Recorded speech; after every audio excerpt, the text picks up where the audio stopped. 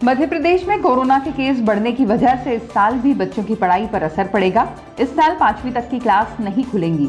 ये बात स्कूल शिक्षा मंत्री इंदर सिंह परमार ने कही। उन्होंने कहा कि कोरोना के केस देखते हुए ये फैसला लिया गया है। वहीं 6वीं से लेकर 8वीं तक की क्लास पर भी जल्द ही निर्णय लिया जाएगा। प्रदेश में लगातार केस बढ़ रहे हैं, जबकि भोपाल और इंदौर में अधिक प्रभाव है। इसे देखते हुए हर सप्ताह समीक्षा हो रही है। उसी के आधार पर बड़ी क्लास को खोले जाने का निर्णय किया जाएगा, लेकिन छोटे बच्चों की क्लासों को अभी नहीं खोला जाएगा।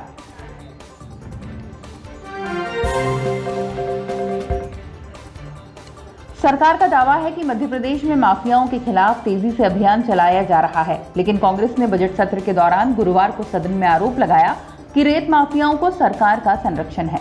पर्यटन एवं संस्कृति मंत्री उषा ठाकुर द्वारा वन विभाग से जेसीबी मशीन छुड़वाने का मामला भी कांग्रेस ने सदन में उठाया। हालांकि इसका जवाब खनिज मंत्री बृजेंद्र प्रताप सिंह नहीं दे सके। उन्होंने कहा कि कांग्रेस विधायक आरिफ अकील ने जो सवाल पूछा था उसमें इंदौर का जिक्र नहीं था, बल्कि चंबल ग्वालियर को लेकर सवाल किए गए थे। वहीं दूसरी ओर कांग्रेस विधायक लक्ष्मण सिंह और मंत्री तुलसी सिलावट के बीच विश्वासघात को लेकर तकरार हुई। दरअसल लक्ष्मण सिंह चाचोड़ा विधानसभा क्षेत्र में आदिवासी इलाके फतेहपुर तालाब के कार्य बंद होने का मामला सदन में उठा रहे थे।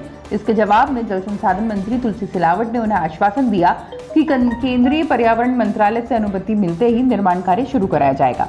इस पर लक्ष्मण सिंह ने कहा कि आपकी बात पर विश्वास नहीं है, क्योंकि आप पहले ही विश्वासघात कर चुके हैं। भोपाल से विधायक आरिफ अकील ने सवाल पूछा था कि क्या ग्वालियर चंबल संभाग और मध्य प्रदेश के अन्य संभागों में प्रशासन की मिलीभगत से रेत माफियाओं द्वारा अवैध रेत उत्खनन किया जा रहा है। इसके जवाब में खनिज मंत्री ने कहा कि मध्य प्रदेश में अवैध खनन नहीं हो रहा, सभी संभागों में टेंडर के माध्यम से खदानों का संचालन किया जा रहा है। सदन में रेत माफियाओं को लेकर आरोप प्रत्यारोप के बीच कांग्रेस ने सदन से वॉकआउट भी कर दिया।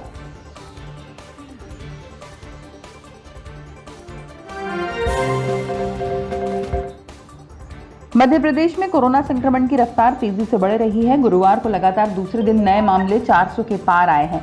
वहीं भोपाल में भी संक्रमितों की संख्या 5 दिन के बाद 100 पार पहुंच गई। वहीं बैतूल में एक कोरोना मरीज की मौत हुई। प्रदेश में पिछले 24 घंटे में 440 नए मामले सामने आए। कोरोना के नए मामले में इंदौर अभी टॉप पर चल रहा है। इंदौर में संक्रमितों की संख्या 162 पहुंच गई है। वहीं भोपाल में 111 नए संक्रमित मरीज मिले हैं। 228 मरीज ठीक हुए हैं। बता दें, बुधवार को 50 दिनों के बाद कोरोना के 417 नए मामले सामने आए थे। प्रदेश में अब तक 2,63,290 लोग संक्रमित हो चुके हैं। इनमें से 2,56,116 मरीज ठीक हो चुके हैं। कोरोना के कारण अब तक 3,886 मरीजों की मौत हो चुकी है। कोरोना के प्रदेश में अभी 3,308 एक्टिव केस हैं। इसमें सबसे ज्यादा मरीज इंदौर में 1,228 हैं। वहीं भोपाल में 607 मरीज हैं। इसके बाद जबलपुर में 134, बैतूल में 110 और उज्जैन में 101 एक्टिव मरीज हैं।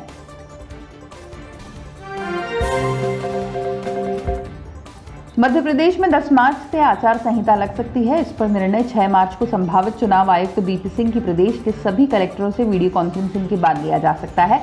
प्रदेश में 407 नगरीय निकायों में चुनाव के लिए फाइनल वोटर लिस्ट 3 मार्च को जारी की जा चुकी है। अब सिर्फ आचार संहिता लागू होने का निर्णय लिया जाना शेष है।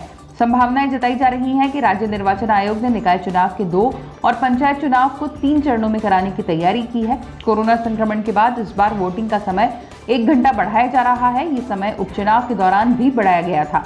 वोटिंग सुबह 7 बजे से शाम 6 बजे तक होगी। मध्य प्रदेश के नगर निगमों और परिषदों में 1 साल से भी अधिक समय से प्रशासकीय कार्यकाल चल रहा है। सबसे पहले कमलनाथ सरकार ने चुनावों की तारीख बढ़ाई। इसके बाद शिवराज सरकार भी इसे टालती रही। इसके बाद इसे 3 महीने के लिए और आगे बढ़ाने का फैसला किया गया था। इसके खिलाफ याचिका दायर की गई तो हाईकोर्ट ने जल्द चुनाव कराने के आदेश दिए।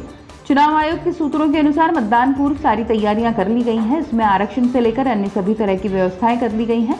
आयुक्त बीपी सिंह चुनाव की तैयारियों को लेकर 6 मार्च को शाम 4 से 5:30 बजे तक वीडियो कॉन्फ्रेंसिंग के माध्यम से कलेक्टरों से चर्चा करेंगे। इसके बाद आचार संहिता लगने के साथ ही चुनावों की तारीखों की घोषणा होने की संभावना है।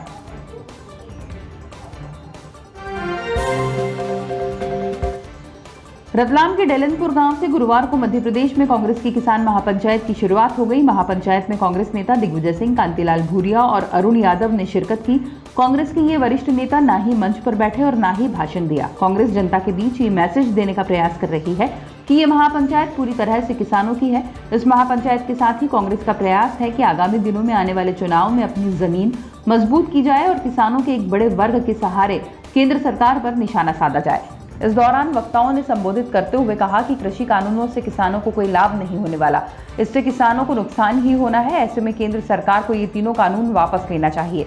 कुछ लोगों की मांग पर दिग्विजय सिंह ने सिर्फ इतना कहा कि मैं भाषण देने नहीं आया हूं, यहां किसानों की बात सुनने आया हूं। इसके बाद वे अरुण यादव और कांतिलाल भूरिया के साथ दर्शक दीर्घा में बैठे रहे। इस दौरान किसान आंदोलन से जुड़े डॉक्टर अजय मलेरा, गुरनाम सिंह, केदार सिरोही मौजूद रहे।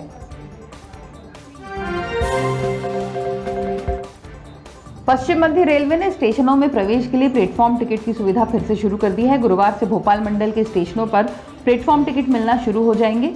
कोविड-19 संक्रमण से बचाव को ध्यान में रखते हुए प्लेटफॉर्म पर ज्यादा भीड़ इकट्ठी ना हो, इसके लिए प्लेटफॉर्म टिकट की कीमत में 5 गुना इजाफा किया गया है। रेलवे बोर्ड के निर्देशानुसार भोपाल एवं हबीबगंज स्टेशन पर प्लेटफॉर्म टिकट की कीमत 50 रुपए प्रति व्यक्ति रहेगी। हालांकि भोपाल मंडल के हरदा, इटारसी, होशंगाबाद, संत हिरदाराम नगर, विदिशा, गंजबासोदा, बीना, अशोकनगर, गुना एवं शुभपुर स्टेशन पर प्लेटफॉर्म टिकट की कीमत 20 रुपए प्रति व्यक्ति तय की गई है। इसके अतिरिक्त मंडल के बाकी सभी स्टेशनों पर 10 रुपए में प्लेटफॉर्म टिकट मिलेगा।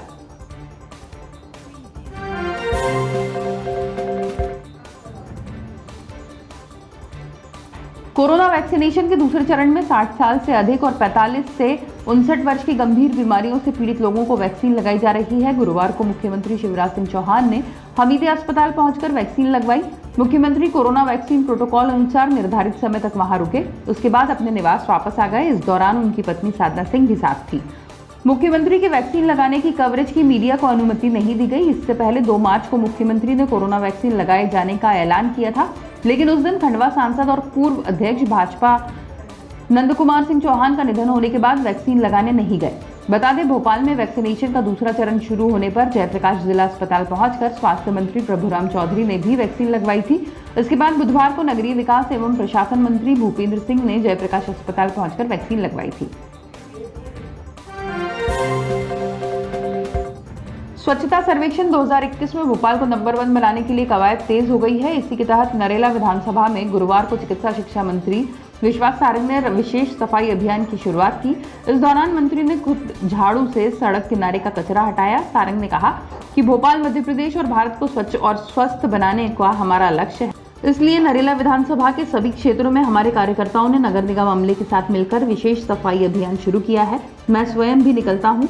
इसका उद्देश्य भोपाल को स्वच्छता में नंबर 1 बनाना और जनता को स्वच्छता के लिए जागरूक करना है। सारंग बोले कि स्वच्छ भारत का पीएम मोदी का सपना हमें पूरा करना है और इसके लिए हर संभव प्रयास करेंगे।